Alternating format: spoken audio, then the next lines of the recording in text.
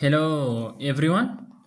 In this video, I'm gonna show you how to change the language on Tradingview.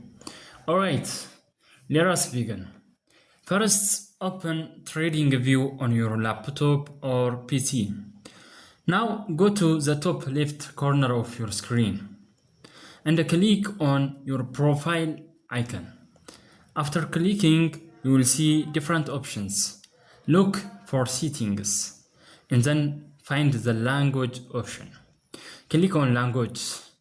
You will see a list of available languages. Now simply choose the language you want.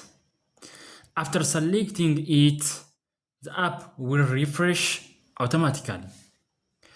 And there is it. That is how your language will be changed.